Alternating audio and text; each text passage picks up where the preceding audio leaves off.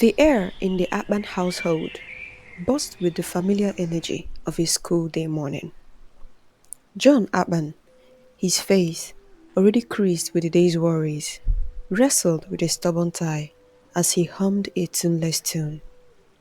His wife, Esther, her hands, a blur of motion, expertly navigated the chaos of breakfast preparation. Her voice, a soothing counterpoint to the cacophony of four children vying for attention. 4-year old David clung to his father's arm, his eyes wide with anticipation for the day ahead. 10-year old Grace, already a seasoned veteran of school life, impatiently waited for her breakfast, her mind already on the day's lessons. The twins, Samuel and Sarah, their faces mirroring each other's mischievous grins, argued over who could get the last slice of bread. It was a scene of controlled chaos, a symphony of morning routines that had played out countless times before. But today, the music will change, the rhythm will falter, and the familiar melody will be forever altered.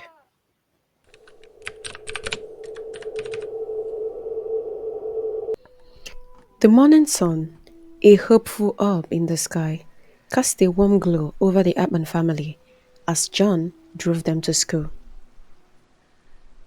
Little Grace, perched in the front seat, regaled her father with the latest school gossip. Adorable child.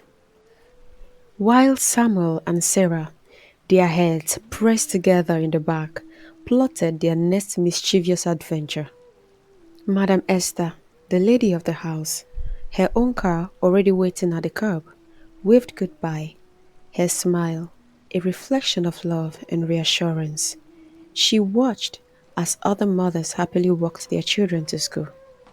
John, his heart brimming with the familiar warmth of family, waved back, his mind already in the day's task. As he drove away, he and Esther exchanged a silent promise, a shared understanding of their daily routines, their simple lives woven together.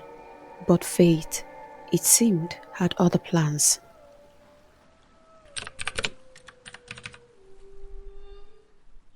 The phone call came as John was settling into his office, exchanging pleasantries with his colleagues. The familiar hum of the city, replaced by the jarring sound of the telephone. Esther's voice, a tremor of panic in her tone, shattered the tranquility of his morning. John, it's the school. There's been an accident, a collapse. The children, John, the children. The words, delivered in a rush of panicked breath, pierced through his heart, leaving behind a gaping hole of fear and dread. The world around him seemed to tilt, the familiar sounds of the office fading into a muffled roar. His mind, once focused on the day's task, was now consumed by a single terrifying thought: his children.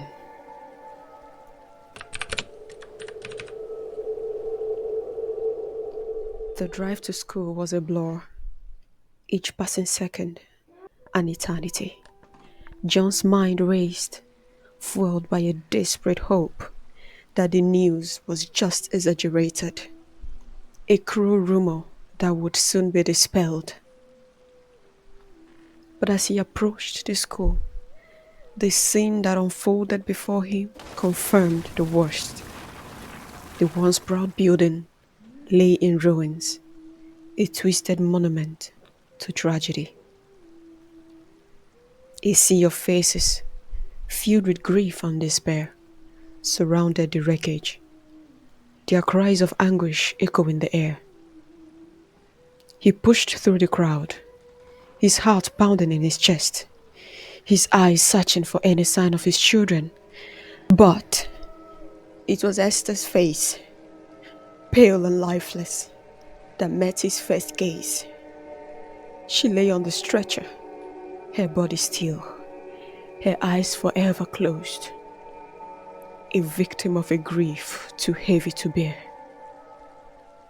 The world around him dissolved into a dissonance of noise and pain, the screams of the injured, the sobs of the bereaved, all blending into a single deafening roar. His heart, already burdened by the weight of his loss, buckled under the crushing reality of the situation. He collapsed, his body wrecked with the tremors of a heart attack, his mind unable to comprehend the magnitude of the tragedy that had unfolded before him. He was rushed to the hospital, his body a fragile vessel struggling to hold on to life. But the damage was done. The shock, the grief, the sheer weight of the loss had proven too much to bear. His heart, once a beacon of love and strength, finally gave way, leaving behind a silence that echoed the emptiness of his soul. He joined Esther and their beautiful children in the abyss of grief, their love story tragically cut short by a cruel twist of fate. And so, in the blink of an eye, a family that had been a vibrant tapestry of love and laughter was reduced to a chilling silence. The Akpan household, once filled with the joyful chaos of folk children, the comforting routines of a loving couple, was now a hollow shell, a testimony to the fragility of life and the devastating power of tragedy. The news of the school collapse, the demise of the Akpan family, and that of many other children spread like wildfire, leaving behind a community reeling in shock and grief. The city of Jos, Nigeria, once abuzz with the rhythm of everyday life, was now draped in a shroud of sorrow, the weight of their loss heavy on the hearts of those left behind. The question of blame hangs heavy in the air, a bitter pill to swallow, in the wake of such a devastating tragedy. It's a question that echoes through the shattered streets of Jos, a question that gnaws at the hearts of those left behind.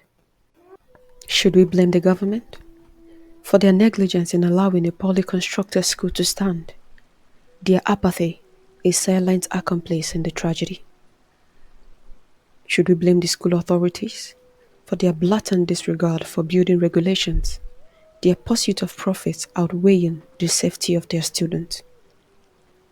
Should we blame the engineers for their callous disregard for safety standards, their negligence a direct cause of the collapse? The blame, however, is not a single entity, but a complex web of negligence. It is a shared responsibility, a collective failure that has resulted in an unimaginable tragedy. Why Friday? Why did this have to happen on a school day? Why not Saturday? Why not Sunday? The tears flow freely. The loss of the Akpan family, the shattered dreams of so many children, the weight of the tragedy, all contribute to a sense of profound sadness that permeates every corner of Jos. The question of blame lingers, but how much blame will bring back the lost lives?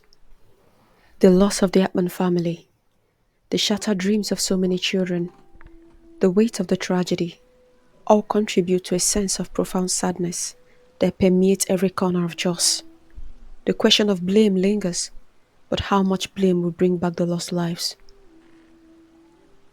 May the soul of the dead rest in peace.